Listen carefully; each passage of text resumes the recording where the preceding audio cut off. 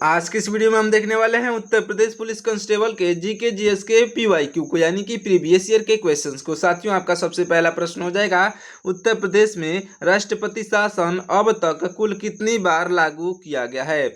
आपका right answer साथियों हो जाएगा, अब तक के कुल मिलाकर के 10 बार लागू किया गया है। ऑप्शन नंबर बी पर दिया गया है 10 बार इस क्वेश्चन का राइट आंसर होगा। अगला प्रश्न हमारे ध्यान से देखिए, उत्तर प्रदेश में सर्वप्रथम राष्ट्रपति शासन किस वर्ष लगाया गया था। तो उत्तर प्रदेश में सबसे पहले राष्ट्रपति शासन 1968 में लगाया गया था। ऑप्शन नंबर डी पर दिया गया 1968 राइट आंसर हो जाएगा। अगला प्रश्न हमारा ध्यान से देखिए, अगला प्रश्न है कि अयोध्या में भव्य राम मंदिर का उद्घाटन किस तिथि को संपन्न हुआ। तो अयोध्या में साथियों भव्य राम मंदिर का उद्घाटन जो है यह संपन्न हुआ था साथियों 22 जनवरी सन 2024 को। 22 जनवरी सन 2024 आपका ऑप्शन नंबर ए पर दिया गया है, बिल्कुल राइट आंसर हो जाएगा। साथियों याद रख लीजिएगा।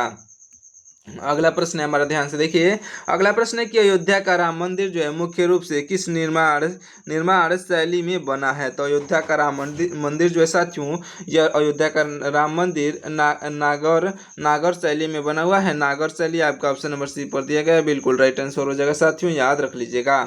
अगला प्रश्न है हमारा ध्यान से देखिएगा, राम मंदिर के मुख्य वास्तुकार के रूप में किसे जाना जाता है। तो राम मंदिर के मुख्य वास्तुकार के रूप में साथियों यह जाने जाते हैं चंद्रकांत सोमपुरी। चंद्रकांत सोमपुरा आपका ऑप्शन नंबर डी पर दिया गया है, बिल्कुल राइट आंसर हो जाएंगे, याद रखिएगा।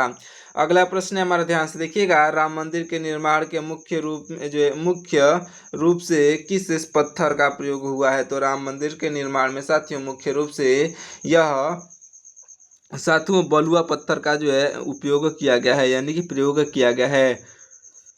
ऑप्शन नंबर का सी राइट आंसर हो जाएगा। अगला प्रश्न है हमारा ध्यान से देखिएगा, वैश्विक स्तर पर कोरोना वायरस का पहला मामला कहां पर दर्ज हुआ था। तो याद रख लीजिएगा साथियों, वैश्विक स्तर पर जो है कोरोना का सबसे पहला जो है आपका मामला साथियों चीन में दर्ज हुआ था। ऑप्शन नंबर बी पर दिया गया है चीन, इस क्वेश्चन का बिल्कुल राइट आंसर हो जाएगा, याद रख लीजिएगा। देखिए अगला प्रश्न हो जाएगा साथियों, विश्व स्वास्थ्य संगठन के अनुसार कोरोना महामारी का दौर कब शुरू हुआ।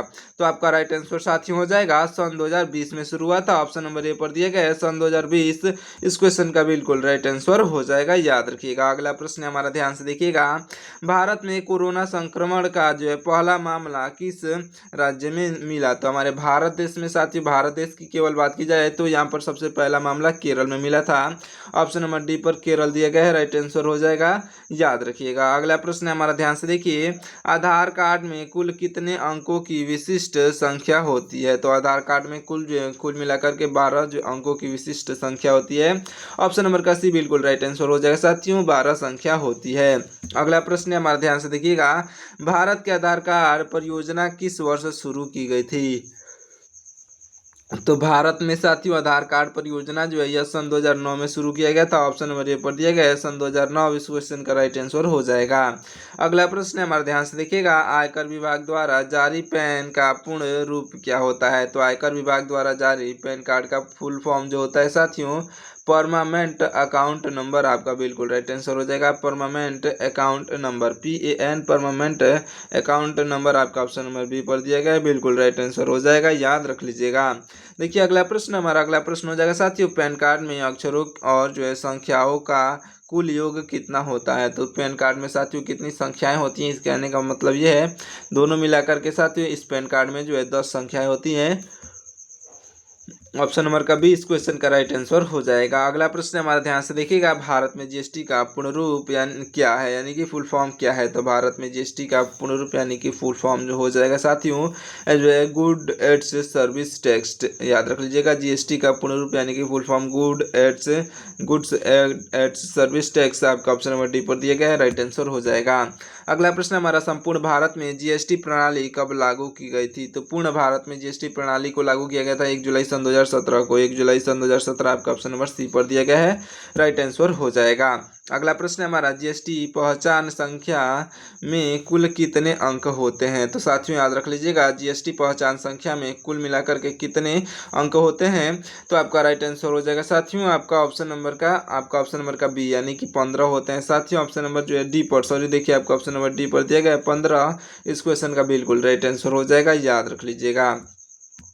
अगला प्रश्न है हमारा कि प्रतिवर्ष विश्व मानवाधिकार दिवस किस दिन मनाया जाता है। तो प्रतिवर्ष जो विश्व मानवाधिकार दिवस किस वर्ष मनाया जाता है साथियों, याद रख लीजिएगा। आपका राइट आंसर होगा 10 दिसंबर को मनाया जाता है, जो कि आपका ऑप्शन नंबर डी पर दिया, आपके 10 दिसंबर आपका ऑप्शन नंबर बी पर दिया गया है। बिल्कुल राइट आंसर हो जाएगा, याद रखिएगा। अगला प्रश्न हमारे ध्यान से देखिएगा, राष्ट्रीय मानवाधिकार आयोग का गठन किस वर्ष किया गया था। तो राष्ट्रीय मानवाधिकार आयोग का गठन जो है 1993 में किया गया था, जो कि आपका ऑप्शन नंबर सी पर दिया गया है। बिल्कुल राइट आंसर हो जाएगा साथियों, याद रख लीजिएगा।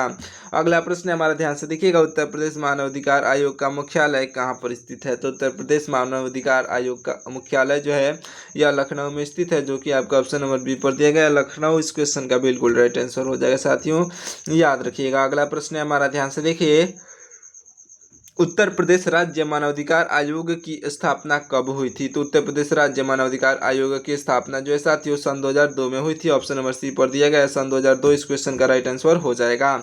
अगला प्रश्न हमारा ध्यान से देखिएगा, साइबर सुरक्षा में फिशिंग से क्या तात्पर्य है।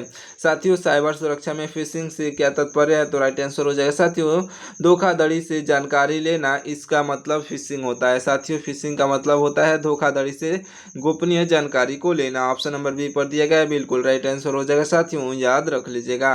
अगला प्रश्न हमारा ध्यान से देखिएगा, साइबर अपराध के संदर्भ में जो है हैकिंग का क्या अर्थ है। तो साइबर अपराध के संदर्भ में साथियों हैकिंग का अर्थ यह साथियों बिना अनुमति सिस्टम में प्रवेश करना जो है हैकिंग कहलाता है, याद रख लीजिएगा। साइबर अपराध के संदर्भ में साथियों हैकिंग जो है बिना अनुमति के सिस्टम में जो प्रवेश करना कहलाता है हैकिंग, याद रख लीजिएगा। अगला प्रश्न हमारा ध्यान से देखिएगा, क्या है प्रश्न कि भारत में जो है साइबर अपराधों हेतु कौन सा कानून जो है प्रभावी है। तो भारत में साइबर अपराधों हेतु जो है कौन सा कानून प्रभावी है साथियों, राइट आंसर हो जाएगा आपका आईटी एक्ट सन 2000। आईटी एक्ट सन 2000 आपका ऑप्शन नंबर बी पर दिया गया है, बिल्कुल राइट आंसर हो जाएगा साथियों, याद रख लीजिएगा। आईटी एक्ट सन 2000 आपका राइट आंसर होगा। अगला प्रश्न है हमारा कि कंप्यूटर के संदर्भ में जो है साथियों वायरस मुख्य रूप से क्या है। तो कंप्यूटर के संदर्भ में वायरस जो होता है साथियों यह होते हैं हानिकारक प्रोग्राम्स होते हैं साथियों, याद रख लीजिएगा। एक हानिकारक प्रोग्राम्स आपका ऑप्शन नंबर सी पर दिया गया है, राइट आंसर हो जाएगा। अगला प्रश्न है हमारा, भारत सरकार द्वारा जारी साइबर हेल्पलाइन नंबर क्या है। तो भारत सरकार द्वारा साथियों जारी किया गया साइबर हेल्पलाइन नंबर 1930 है साथियों, 1930, जो कि आपका ऑप्शन नंबर डी पर दिया गया है। इस क्वेश्चन का बिल्कुल राइट आंसर हो जाएगा साथियों, याद रख लीजिएगा। अगला प्रश्न है हमारा कि संवैधानिक प्रावधानों के अनुसार राष्ट्रपति शासन की अधिकतम अवधि है, कितनी अवधि है साथियों। तो राइट आंसर हो जाएगा 3 वर्ष है साथियों, याद रख लीजिएगा। संवैधानिक प्रावधानों के अनुसार राष्ट्रपति शासन की अवधि जो है 3 वर्ष तक है, ऑप्शन नंबर बी पर दिया गया है 3 वर्ष। इस क्वेश्चन का राइट आंसर हो जाएगा, याद रख लीजिएगा। अगला प्रश्न हो जाएगा हमारा कि भारतीय संविधान में मूल कर्तव्यों का विचार किस देश से लिया गया है। तो भारतीय संविधान में मूल कर्तव्यों का विचार जो है यह लिया गया है साथियों, याद रख लीजिएगा, रूस से लिया गया है, ऑप्शन नंबर डी पर दिया गया है रूस। इस क्वेश्चन का बिल्कुल राइट आंसर हो जाएगा साथियों, याद रख लीजिएगा, रूस से लिया गया है। अगला प्रश्न है हमारा कि भारतीय संविधान में एकल नागरिकता का प्रावधान किस देश से प्रेरित है। तो भारतीय संविधान में एकल नागरिकता का प्रावधान जो है साथियों यह ब्रिटिश देश से प्रेरित है। आपका ऑप्शन नंबर जो है ब्रिटेन, सॉरी दोस्तों, देखिए आपका राइट आंसर क्या हो जाएगा इसमें। तो आपका बिल्कुल राइट आंसर होगा ब्रिटेन देश से साथियों, यहाँ पर ब्रिटेन देश से जो है प्रभावित है। आपका ऑप्शन नंबर ए पर दिया गया है ब्रिटेन, आपका राइट आंसर हो जाएगा साथियों, याद रख लीजिएगा। अगला प्रश्न हमारा, आपातकालीन प्रावधानों को जो है संविधान में कहाँ से ग्रहण किया गया। तो आपातकालीन प्रावधानों को साथियों संविधान में ग्रहण किया गया था, याद रख लीजिएगा, जर्मनी से, ऑप्शन नंबर सी पर जर्मनी दिया गया है, बिल्कुल राइट आंसर हो जाएगा। अगला प्रश्न है हमारा, संविधान संशोधन की प्रक्रिया किस देश से ली गई है। संविधान किस देश के संविधान से लिया गया है। तो संविधान संशोधन की प्रक्रिया जो है यह लिया गया है साथियों, याद रख लीजिएगा, दक्षिण अफ्रीका से, ऑप्शन नंबर ए पर दक्षिण अफ्रीका दिया गया है, बिल्कुल राइट आंसर हो जाएगा साथियों। अगला प्रश्न है हमारे ध्यान से देखिएगा, नीति निर्देशक तत्वों को जो है किस देश के संविधान से अपनाया गया है। तो याद रख लीजिएगा साथियों, इसे अपनाया गया है आयरलैंड के जो है आयरलैंड के संविधान से अपनाया गया है। साथियों ऑप्शन नंबर ए पर दिया गया आयरलैंड आपका बिल्कुल राइट आंसर हो जाएगा। अगला प्रश्न है हमारा, ध्यान से देखिएगा, भारतीय संविधान में मौलिक अधिकारों का जो स्रोत क्या है। तो भारतीय संविधान में मौलिक अधिकारों का स्रोत जो है साथियों याद रख लीजिएगा, भारतीय संविधान में मौलिक अधिकारों का स्रोत यानी कि कहाँ से लिया गया है साथियों मौलिक अधिकार, तो अमेरिका से लिया गया है। ऑप्शन नंबर बी पर दिया गया अमेरिका इस क्वेश्चन का बिल्कुल राइट आंसर हो जाएगा। साथियों याद रख लीजिएगा। अगला प्रश्न है हमारा, ध्यान से देखिएगा, क्या अगला प्रश्न साथियों, संविधान सभा की प्रथम बैठक कब आयोजित की गई थी। तो संविधान सभा की प्रथम बैठक आयोजक जो है साथियों, संविधान सभा की प्रथम बैठक कब आयोजित की गई थी। तो संविधान सभा की प्रथम जो है बैठक का जो है साथियों यह आयोजित किया गया था 9 दिसंबर 1946 को।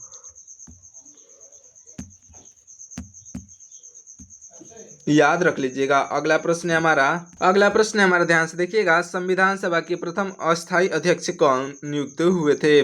तो संविधान सभा के प्रथम अस्थायी अध्यक्ष जो है डॉक्टर राजेंद्र प्रसाद जी नियुक्त हुए थे। डॉक्टर राजेंद्र प्रसाद जी जो कि आपका ऑप्शन नंबर ए पर दिए गए हैं, बिल्कुल राइट आंसर हो जाएंगे। अगला प्रश्न है हमारा, ध्यान से देखिएगा, संविधान की प्रारूप समिति के अध्यक्ष कौन थे। तो संविधान की प्रारूप समिति के अध्यक्ष जो थे साथियों याद रख लीजिएगा बी.आर. अम्बेडकर जी थे। बी.आर. अम्बेडकर जी जो कि आपका ऑप्शन नंबर ए पर दिए गए हैं, बिल्कुल राइट आंसर हो जाएंगे। साथियों याद रख लीजिएगा। अगला प्रश्न हमारा, ध्यान से देखिएगा, भारतीय संविधान औपचारिक रूप से कब लागू हुआ था। तो भारतीय संविधान जो है साथियों औपचारिक रूप से साथियों याद रख लीजिएगा यह लागू हुआ था आपका ऑप्शन नंबर के ए पर, यानी कि 26 जनवरी 1950 में लागू हुआ था। साथियों 26 जनवरी 1950 आपका ऑप्शन नंबर बी पर दिया गया है, बिल्कुल राइट आंसर हो जाएगा, याद रखिएगा। अगला प्रश्न है हमारा, ध्यान से देखिए, भारतीय संविधान को किस दिन जो है स्वीकार या फिर अंगीकृत किया गया। तो भारतीय संविधान को किस दिन स्वीकार या फिर अंगीकृत किया गया था साथियों, तो याद रख लीजिएगा यह 26 नवंबर 1949 को जो है अंगीकृत किया गया था। ऑप्शन नंबर बी पर दिया गया है 26 नवंबर 1949 आपका ऑप्शन नंबर का बी इस क्वेश्चन का बिल्कुल राइट आंसर हो जाएगा। साथियों याद रख लीजिएगा। अगला प्रश्न है हमारा कि गठन के समय संविधान सभा में कुल सदस्यों की संख्या कितनी है। तो गठन के समय संविधान सभा में जो है कुल सदस्यों की संख्या आपका राइट आंसर साथियों हो जाएगा 389 है। कितनी है साथियों, 389 आपका ऑप्शन नंबर ए पर दिया गया है, बिल्कुल राइट आंसर हो जाएगा। साथियों याद रख लीजिएगा। अगला प्रश्न है हमारा कि संविधान सभा का गठन किया किस योजना की संतुष्टि पर किया गया। तो संविधान सभा का गठन जो है यह साथियों याद रख लीजिएगा यह किया गया था कैबिनेट मिशन योजना के संतुष्टि पर इसका गठन किया गया था। कैबिनेट मिशन योजना आपका ऑप्शन नंबर बी पर दिया गया है, बिल्कुल राइट आंसर हो जाएगा। अगला प्रश्न हमारा, संविधान जो है संशोधन की प्रक्रिया किस अनुच्छेद में वर्णित है। तो संविधान संशोधन की प्रक्रिया जो है अनुच्छेद 368 में वर्णित है। आपका ऑप्शन नंबर डी पर दिया गया 368 आपका राइट आंसर हो जाएगा। अगला प्रश्न हमारा, ध्यान से देखिएगा, शिक्षा का अधिकार किस अनुच्छेद के अंतर्गत आता है। तो शिक्षा का अधिकार जो है यह अनुच्छेद 21 के अंतर्गत आता है। साथियों अनुच्छेद 21 ए आपका ऑप्शन नंबर ए पर दिया गया है, बिल्कुल राइट आंसर हो जाएगा, याद रख लीजिएगा। अनुच्छेद 21 के ए में इसका जो है वर्णन होता है, यानी कि ऑप्शन नंबर ए पर दिएगा अनुच्छेद ए आपका राइट आंसर हो जाएगा। देखिए अगला प्रश्न हमारा, अगला प्रश्न है कि 6 से 14 वर्ष के बच्चों के हेतु शिक्षा अधिकार किस संशोधन द्वारा जुड़ा। तो आपका राइट आंसर हो जाएगा साथियों याद रख लीजिएगा यह जुड़ा था। साथियों याद रखिएगा आपका ऑप्शन नंबर का बी देखिए आपका ऑप्शन नंबर का सी यानी कि 86वां संविधान संशोधन के अंतर्गत जुड़ा था। आपका ऑप्शन नंबर का सी बिल्कुल राइट आंसर हो जाएगा। साथियों याद रखिएगा। अगला प्रश्न है हमारा कि अनुच्छेद 19 के अंतर्गत नागरिकों को कितनी स्वतंत्रताएं दी गई हैं। तो अनुच्छेद 19 के अंतर्गत साथियों नागरिकों को जो है 6 आपके नागरिकों को कितनी स्वतंत्रताएं, तो 6 स्वतंत्रताएं दी गई हैं। ऑप्शन नंबर बी पर दिया गया है, बिल्कुल राइट आंसर हो जाएगा। देखिए यहाँ पर अगले जो है आपके अनुच्छेद से मोस्ट इंपॉर्टेंट क्वेश्चन जो आए हैं यहाँ पर ध्यान से देखिएगा। अगला प्रश्न क्या है हमारा, ध्यान से देखिएगा, अभिव्यक्ति की स्वतंत्रता का अधिकार जो है संविधान के किस अनुच्छेद में है। तो आपका राइट आंसर हो जाएगा ऑप्शन नंबर का डी यानी कि अनुच्छेद 19 में है। साथियों ऑप्शन नंबर का जो है सी यहाँ पर अनुच्छेद 19 इस क्वेश्चन का राइट आंसर हो जाएगा। अगला प्रश्न हमारा, ध्यान से देखिएगा, जो है प्राण और जो है दैहिक स्वतंत्रता का अधिकार किस अनुच्छेद में है। तो आपका राइट आंसर हो जाएगा साथियों अनुच्छेद 21 में है। ऑप्शन नंबर बी पर दिएगा अनुच्छेद 21 आपका बिल्कुल राइट आंसर हो जाएगा। साथियों ध्यान से देखिए अगला प्रश्न हो जाएगा हमारा, जो अस्पृश्यता यानी कि छुआछूत के उन्मूलन का प्रावधान किस अनुच्छेद में है। तो आपका राइट आंसर हो जाएगा साथियों ऑप्शन नंबर का बी यानी कि अनुच्छेद 17 में है। साथियों ऑप्शन नंबर का बी अनुच्छेद 17 आपका राइट आंसर हो जाएगा, याद रख लीजिएगा। देखिए अगला प्रश्न, हमारा अगला प्रश्न हो जाएगा साथियों, ध्यान से देखिएगा, अपराधियों के अंत का उल्लेख किस संवैधानिक अनुच्छेद में है। आपका राइट आंसर साथियों हो जाएगा आपका ऑप्शन नंबर का सी, यानी कि अनुच्छेद 18 में है साथियों। अनुच्छेद 18 आपका बिल्कुल राइट आंसर हो जाएगा, याद रख लीजिएगा, अनुच्छेद 18 आपका राइट आंसर होगा। अगला प्रश्न है हमारा कि ध्यान से देखिएगा, मानव तस्करी को किस अनुच्छेद के अंतर्गत प्रतिबंधित किया गया है। तो आपका राइट आंसर साथियों हो जाएगा ऑप्शन नंबर का, आपका राइट आंसर हो जाएगा ऑप्शन नंबर का डी, यानी कि अनुच्छेद 23 के अंतर्गत किया गया है साथियों। ऑप्शन नंबर का डी राइट आंसर हो जाएगा। अगला प्रश्न हमारा, बाल श्रम निषेध से संबंधित अनुच्छेद कौन सा है। तो बाल श्रम निषेध से संबंधित जो अनुच्छेद है यह अनुच्छेद 24 आपका बिल्कुल राइट आंसर हो जाएगा, जो कि आपका ऑप्शन नंबर सी पर दिया गया है, याद रख लीजिएगा। यहाँ पर बहुत इंपॉर्टेंट जो है आपका अनुच्छेद से संबंधित प्रश्न जो है खत्म होते हैं। अगला प्रश्न देखिएगा, हमारा अगला प्रश्न क्या हो जाएगा, ध्यान से देखिएगा, क्योटो प्रोटोकॉल का मुख्य उद्देश्य क्या है साथियों। क्योटो प्रोटोकॉल का मुख्य उद्देश्य ग्रीन हाउस गैस में जो है कमी, ग्रीन हाउस गैस में कमी इसका मुख्य उद्देश्य है। ऑप्शन नंबर बी पर दिया गया, बिल्कुल राइट आंसर हो जाएगा। अगला प्रश्न हमारा, ध्यान से देखिए, अगला प्रश्न है कि हड़प्पा सभ्यता किस नदी के किनारे विकसित हुई थी। साथियों हड़प्पा सभ्यता जो है यह रावी नदी के किनारे विकसित हुई थी। रावी नदी आपका ऑप्शन नंबर बी पर दिया गया है, बिल्कुल राइट आंसर हो जाएगा साथियों, रावी नदी आपका राइट आंसर हो जाएगा। अगला प्रश्न हमारा, ध्यान से देखिएगा, वैदिक काल में आर्यों का जो मुख्य व्यवसाय क्या था। तो वैदिक काल में आर्यों का मुख्य व्यवसाय जो था साथियों, याद रख लीजिएगा, कृषि था, जो कि आपका ऑप्शन नंबर डी पर दिया गया है। यहाँ पर कृषि बिल्कुल राइट आंसर हो जाएगा। अगला प्रश्न है हमारा, ध्यान से देखिएगा, अगला प्रश्न है कि उपनिषद मुख्य रूप से किस विषय पर आधारित है। तो उपनिषद जो है साथियों यह मुख्य रूप से दर्शन पर आधारित है। दर्शन आपका ऑप्शन नंबर बी पर दिया गया है, बिल्कुल राइट आंसर हो जाएगा साथियों, दर्शन पर आधारित है, याद रखिएगा। देखिए अगला प्रश्न, हमारा अगला प्रश्न हो जाएगा कि गौतम बुद्ध को ज्ञान की प्राप्ति कहाँ हुई थी। साथियों गौतम बुद्ध को ज्ञान की प्राप्ति जो हुई थी यह हुई थी बोध गया में, याद रख लीजिएगा, ऑप्शन नंबर सी पर दिया गया है। यहाँ पर बोध गया आपका बिल्कुल राइट आंसर हो जाएगा साथियों, याद रखिएगा। अगला प्रश्न हमारा, जैन धर्म के 24वें तीर्थकर के रूप में किन्हें जाना जाता है। तो जैन धर्म के 24वें तीर्थकर के रूप में हम लोग जानते हैं साथियों, याद रख लीजिएगा, महावीर स्वामी को जानते हैं। ऑप्शन नंबर सी पर दिए गए महावीर स्वामी आपका राइट आंसर होंगे। अगला प्रश्न हमारा, ध्यान से देखिएगा, मौर्य साम्राज्य का जो है सर्वप्रथम जो सर्वाधिक विस्तार किस काल में हुआ था। तो मौर्य जो साम्राज्य का जो है सर्वाधिक विस्तार जो हुआ था साथियों, यह हुआ था साथियों, याद रख लीजिएगा, अशोक के काल में हुआ था। अशोक के शासन काल आपका ऑप्शन नंबर डी पर दिया गया, बिल्कुल राइट आंसर हो जाएगा। अगला प्रश्न हमारा, ध्यान से देखिएगा, अर्थशास्त्र नामक प्रसिद्ध ग्रंथ के लेखक कौन थे। तो अर्थशास्त्र नामक प्रसिद्ध ग्रंथ के लेखक साथियों चाणक्य थे, जो कि आपका ऑप्शन नंबर बी पर दिए गए हैं। यहाँ पर चाणक्य आपके बिल्कुल राइट आंसर हो जाएंगे। अगला प्रश्न हमारा, ध्यान से देखिएगा, गुप्त काल का प्रसिद्ध कवि कौन था। तो जिसे हम लोग जो है जिसे जाना जाता है। तो गुप्त काल का प्रसिद्ध कवि कौन था जिसे जाना जाता है। तो गुप्त काल का प्रसिद्ध कवि जो है साथियों, याद रख लीजिएगा, यह हो जाएंगे आपका राइट आंसर ऑप्शन नंबर के ए, यानी कि कालिदास जी थे। ऑप्शन नंबर बी पर दिए गए हैं, कालिदास जी आपके बिल्कुल राइट आंसर हो जाएंगे। अगला प्रश्न हमारा, ध्यान से देखिएगा, क्या अगला प्रश्न कि प्राचीन नालंदा विश्वविद्यालय किस राज्य में स्थित था। तो आपका राइट आंसर हो जाएगा साथियों, प्राचीन नालंदा विश्वविद्यालय जो है किस राज्य में स्थित था। आपका राइट आंसर हो जाएगा ऑप्शन नंबर का डी, यानी कि बिहार में स्थित है साथियों। ऑप्शन नंबर सी पर दिया गया, देखिए यहाँ पर ऑप्शन नंबर का सी, यहाँ पर बिहार राइट आंसर हो जाएगा। अगला प्रश्न हमारा, ध्यान से देखिएगा, अगला प्रश्न क्या है। देखिए अगला प्रश्न है कि हर्षवर्धन की शासनकाल में जो है राजधानी कौन सा नगर था। आपका राइट आंसर हो जाएगा साथियों, कन्नौज नगर। साथियों कन्नौज नगर, जो कि आपका ऑप्शन नंबर बी पर दिया गया है, इस क्वेश्चन का बिल्कुल राइट आंसर हो जाएगा। तो चलिए साथियों, यहाँ पर जो है आपके 60 प्रश्न समाप्त होता है। मिलते हैं किसी और वीडियो में, इस वीडियो को यहीं पे समाप्त कर देते हैं। मिलते हैं किसी और वीडियो में, तब तक के लिए आप हमारे वीडियो को लाइक करके और चैनल को सब्सक्राइब जरूर से कर लीजिएगा। तब तक के लिए बहुत बहुत धन्यवाद साथियों, जय हिंद।